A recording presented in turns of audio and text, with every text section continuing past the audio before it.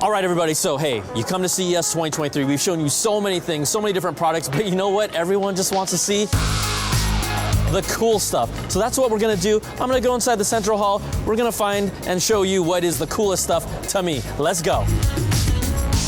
We're going cool hunting here at CES 2023, so I had to come to TCL's booth because I've seen them over the years, their products evolve, and when we talk about augmented reality and AR glasses, I have not seen a model with this form factor that gets us closer to that holy grail of actual glass frame. So I'm here with Dong Yao, and I'd love for you to tell us, what you're doing here and what the RayNeo X2s can do. Yes, definitely. So RayNeo X2 is the world's first AR glasses to have realized full color binocular displays on the micro LED and optical waveguide glasses.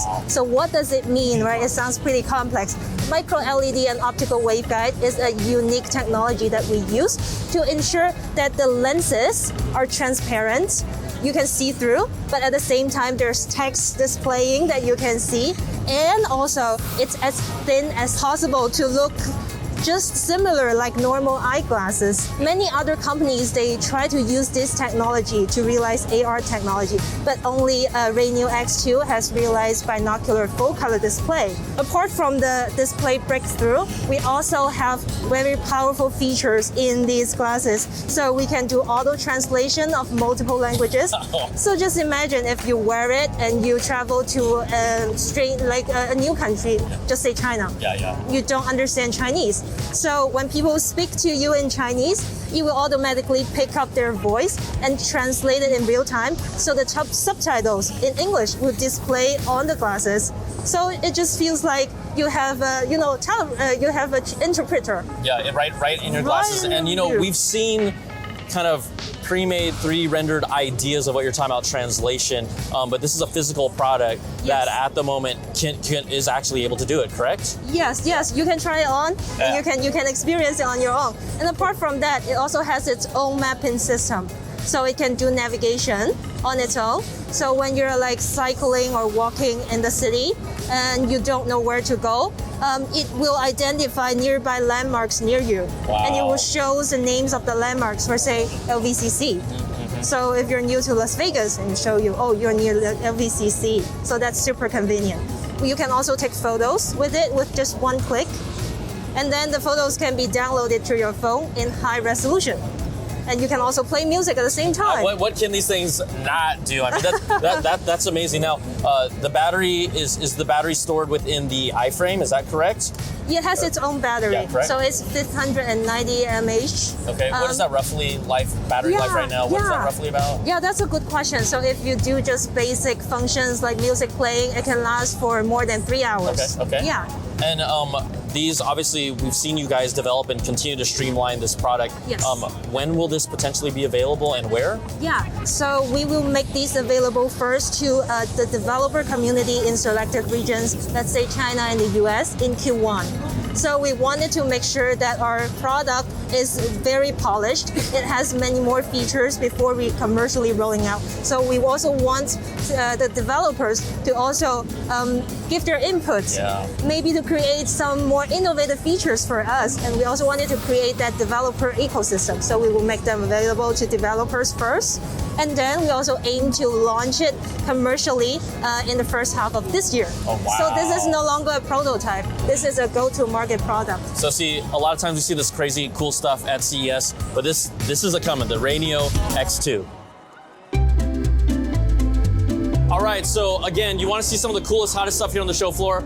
We're in LG's booth in the central hall, and behind me, the world's first wireless OLED TV. Now, if you know me, I'm all in on the OLED, the deepest blacks, the bangingest colors, the brightest contrast ratio as well. And what we have here, this is 97 inches, but what makes this special is you don't need to connect anything physically to this TV. The panel is here, but what we have over here is their Zero Connect box. Now this is a box that on the side has ports that allow you to connect your set-top box, your cable box, whatever components that you want to go directly into here. All it needs is a line of sight to the TV. And why is this going to be a big deal? Well, we've always kind of talked about one of the holy grails is like, how do we create a clean image and transmit signals wirelessly? 4K 120 hertz, supports FreeSync, V-Sync for gaming as well. So imagine just putting something like this, truly an easel, no wires whatsoever, OLED display, the Zero Connect box. This is one of those really cool things. If you're a TV junkie and you've always wanted something like this, you're drooling right now, and inside, I'm drooling. So there you go, LG's first wireless OLED TV. Another cool thing here at CES 2023, LG's transparent OLED TV. You can even see it just went French transparent, and then the screen is filling up. Like, my fingers are gonna go bye-bye up there. So this is their concept, it's the OLED T. Now, honestly, we've seen transparent OLED demos, and the materials existed from LG for at least 3 years or so, but what they're trying to do is show how we can apply this in a consumer application. And so it's the design, it's incorporated into a frame like this, but maybe how could it really be showcased at home? If you have something, and we'll show you where there's a Best of CES award there, where you can showcase something, layer visuals on top of it, and also kind of create an open space. So this is, yes, is it eye candy?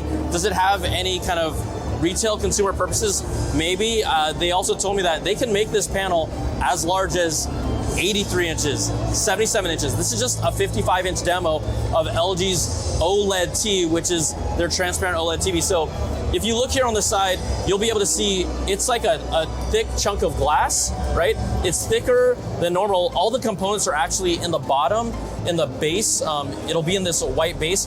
But what this allows them to do is, activate this display, and there's even a layer inside. You're gonna see it come down right now. This black layer, it's actually coming down from this thick piece of glass, which reveals to make it transparent while also displaying imagery on top of it. So this is truly like a thin, transparent OLED display.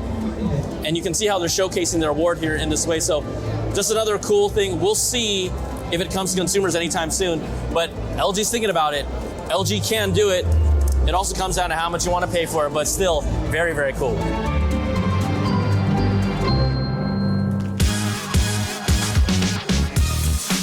All right, we're here at BMW Showcase at CES 2023 now. We were here last year, and we saw what Dr. Stella Clark and the team have put together, but this is a whole new thing that we've got going on. This is the BMW iVision D with e-ink, but I'm seeing colors here. Yeah, I'm seeing yeah, colors. You're not blind. You're seeing colors there. I think you asked me last year, are colors possible? And I think I told you theoretically yes. Now I'm telling you practically yes. I mean, this looks like a yes to me. It's a double yes. Yes. Absolutely.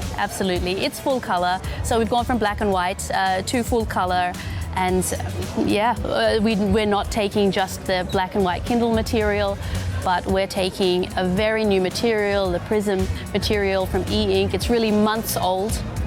Wow. And we've worked with it very intensively over the last month and created this. What I also noticed here is, when we saw the first representation of how you had put e-ink on an existing car, the seams here, I mean, it's a lot more clean and manufactured. This is a concept, obviously, but just even the crafting of this is a lot different. Absolutely. And that actually, there's a story behind that, or a technical reason for it. So with the iX Flow, it was quite a curved car, and we really needed to get the material stretchy, and that was a great solution for the iX Flow. In this car, or with this material, what we found is that this material was very difficult to work with. So whenever you cut this material, which you need to do to get it on a car, whenever you cut it, or you laser it, then you're risking shorts between layers. There are conductive layers here that they're not allowed to short. They have to stay electrically isolated. And that's particularly hard with this material. And we found that if we cut too much, we short too much. And that's why the optics here look the way they are. It's a technical necessity. Wow. And I've noticed also just when you talk about this is a completely, I know it's obviously color, but it's technically like a completely different technology. I would say it's totally different. The color changing layer itself is totally different.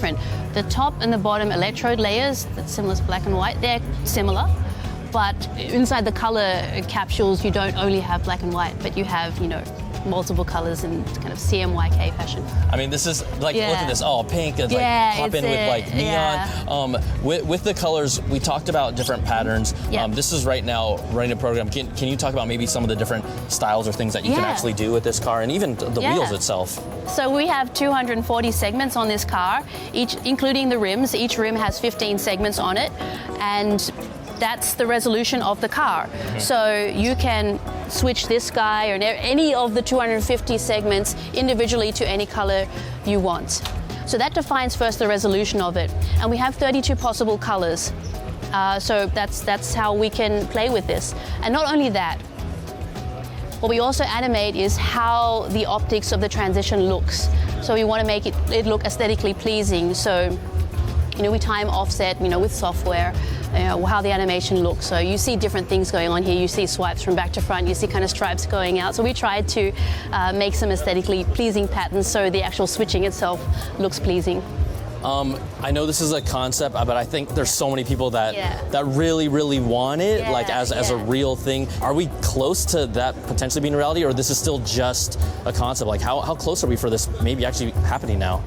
It's just a concept. I'm a very optimistic person. That's how we get to things like this.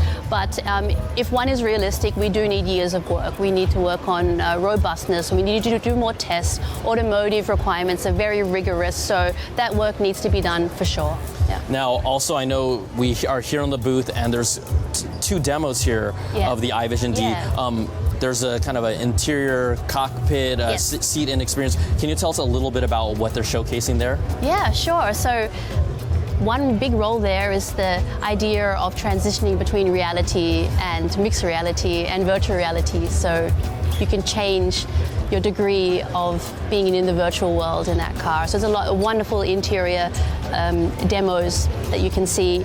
Panoramic head-up display is a big topic there, that you have, not a display in the classical sense, but kind of a hovering head-up display that spans the entire windshield.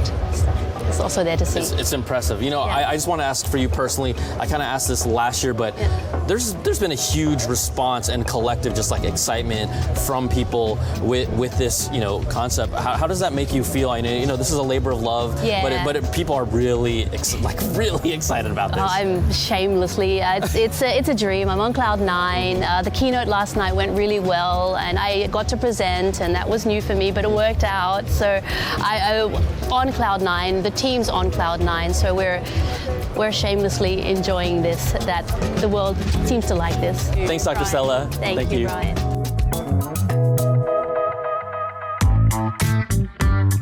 All right, gamers, we're on the show floor. We're looking for the coolest stuff, and I had to come here and find this specifically for you. This is the Samsung Odyssey OLED G9. This is a 49-inch OLED display, 32:9 aspect ratio. So look, if I'm sitting here, I'm getting wrapped by here. It's an 1800R curvature. So you see this is a curved display as well. And this is using Samsung OLED. It's a QD OLED display, but you get that dark, deep contrast, those vibrant colors, 240 hertz refresh rate, so you're gonna get that smooth, buttery gaming. This looks amazing to see. This is one of those things that for gamers, you're really gonna love. You also have their own lighting system that you can kind of change the colors to match the mood of your room. Now, right now, the resolution itself also is 1520 by 1440. There is no official release date yet or pricing from what we've been told, but this is one of the cool things that if you're a gamer, and Samsung is putting out a lot of stuff at the show, this is one of the things that you gotta see. Now, I've been hunting for cool things throughout the show. I found my cool man Larry here. Absolutely. Also, the broadest shoulders at CES 2023. But we came here to check out AFEELA, Sony's collaboration with Sony and Honda. So, Larry, you're the man, the myth, the legend. I was hoping that you could kind of tell us some of the details. I know Sony has kept a lot under wraps, but this is one of the most exciting things with the fact that this collaboration is happening. Indeed, yeah, it is super, super cool. So, AFEELA, I just want to start off with the name. Probably one of the things that people have asked the most about. What does AFEELA mean? And simply put, if you drop the A off the beginning and the end, it's all about the feel. It is delivering an emotional connectivity to the product. Yeah. Now, of course, we understand that driving vehicles historically has been key, ignition, gas, I'm gone, right? But AFEELA is trying to deliver something else. It's trying to deliver a unique feeling and honestly an experience from that drive. And it's all about 3 A's. autonomy, augmentation, and affinity. So if I can for a second, I want to tell you a little bit about the autonomous side of it. All right. So autonomy starts with safety. And when you start talking about EVs and autonomous driving, the number one concern that anyone could have is safety. Well, with AFEELA, it has 45 individual cameras and sensors all around and inside of the vehicle, which ensures you that safety that you're looking for. We're talking about level 2+ or even level 3 safety driving from an autonomous standpoint. Right at the top is the LiDAR, right on the hood, that bump, which delivers that kind of technological aspect that ensures that you know where you're going. Now, I don't want to ignore what's in the front, okay? And it's all about this. This is the media bar. But let's say you and I are hanging out, having a couple of beverages, and it's a great game on, but we're not sure what the score is. Well, the AFEELA is capable of updating us on the score to letting us know exactly what's going on, so we can continue whatever we're doing, but still be able to do that, right? So what, we're gonna be like kicking back here on the hood? Yeah, the sun's coming down. Oh, let's and we can just chill, and it's all good. Cool. But some of the more practical applications, you wake up in the morning, you go outside, and one of the things that you want to know is, first of all, what's the weather like currently? Because when you're talking about weather, you want to know how is my driving condition going to be? Do I need to grab an umbrella or something like that? I'm in the desert and it's raining, which is like super weird to me, but you have that. Also, what's also important is also where we are with charging. So you already understand where your battery level is, where you're charged at, so that, again, you can plan your trip and everything is all So check good. that out. When he showed the charging, the juice is at 82%. This bar is basically 82% of the bar. Yep. You know, that's fun stuff. That is absolutely correct. And this information is displayed both on the front and the rear of the car, okay? So you don't have to walk around to get that key information. It actually will, wherever you are, right? Quickly going through these things. So TPMS warning, that's there. Hey, we accidentally had a flat tire on the side of the road. Boom, we got it, no problem. Here's caution, we're good to go. Also, parking permit integration. I mean, a car is beautiful. Do I need to have a sheet of paper or a hang tag? I should be able to just pop this on the media bar and I'm good, fun. correct? This is fun, man. Yeah, absolutely. So that's just that aspect of it. And that is just some of the ways that it's connecting to you. So of course, as I've talked about the sensors and the different cameras that are on there, you'll notice that here on the side mirror, it's a series of cameras that are there. Now, these are multi-purpose cameras, of course, one of which is to make sure that the autonomous driving experience is where it's at. But if you also notice on the side pillar, there's another camera. Right over here, man. So after you peep that out, I may ask you, hey, do you see the door handles on this vehicle? And you may pause and wonder, where are the door handles on this vehicle? I do not, sir, Mr. Larry Harrison. I do not. And the primary reason for that is you can establish the settings of this vehicle where it has facial recognition technology and identify once you get into a certain proximity, the doors can simply just open for you. Yeah, baby. And why do they gotta be so elegant like that? Well, you know? I mean, yeah, come on. This is us, Can I hop in here? Absolutely. Please Okay, have a let's seat. get in here. All right. So now what you'll notice in here is a couple of things, right? Okay, first I'll start from your right-hand side. Okay. You'll notice on the far right, that now is your side view mirror, okay? So now everything is done based upon cameras. So now that is where you're picking up what you normally would be using your side view mirror for is now digitally there. What you're looking at on the entire portion of the panoramic screen is what's known as HMI. That's human machine interface. It is everything you could possibly want. Starting from the left, there's your music application. Music right here. You've got your nav system. Yep, right there. And it wouldn't be us unless we had the ability to play movies. You see, we're pubbing Spider-Man there. No Way Home. And you already know it wouldn't be Sony if we did not have the PlayStation integration. Of course, there's a PS5 controller here. You can play games in your car on this panoramic display, right? 100%. And that's what's cool about this. Like, even just looking at this, this is an entertainment system, like a true integrated system is here. And then the rear view mirror is camera based as well. Is that right? Camera based as well. That's correct. Yes. Yep. Wow. And the idea of that is when you're achieving level 2+ and level 3 autonomous driving, that safety, now you can truly enjoy your drive even more so. All right. I'll close that door. Yeah, I'll get out of the way. Yeah. Here we go. Voila. Just like that. I just told it to like close. But you know that entertainment, that in-cabin entertainment doesn't stop just in the front seat, right? Yeah. Because of course your backseat passengers shouldn't have to lean around and try to see what's going on. So in the back of the vehicle, you'll also notice that each side is equipped with its own screen. Now, what's truly interesting and truly cool about the AFEELA is we could be watching the movie in the front, while the passengers in the back could be doing their own thing, enjoying music. But it is all about changing the experience. And I think that, going back to the beginning when I talked about AFEELA, that feel element, that's where it's about. So, you know, Sony and Honda working together, I thought that's what really stood out to me is these are two companies with really different expertises. Right. Forming a union, knowing that really how competitive the car market has become. Yes. And really, when you just see this, you know, I know, this is not the finished model per se, right? We know that Sony has the Vision, is it the S2 car? Before this collaboration with Honda, before the separate companies came together and formed an independent Sony Honda Mobility, Sony started off with our prototype Vision S and Vision S2. What you see here is what has allowed that timeline to be shortened from R&D to actual delivery, because we've taken what started with the Vision S, partnered with Honda, created that partnership, and bring forth the first prototype. Yeah.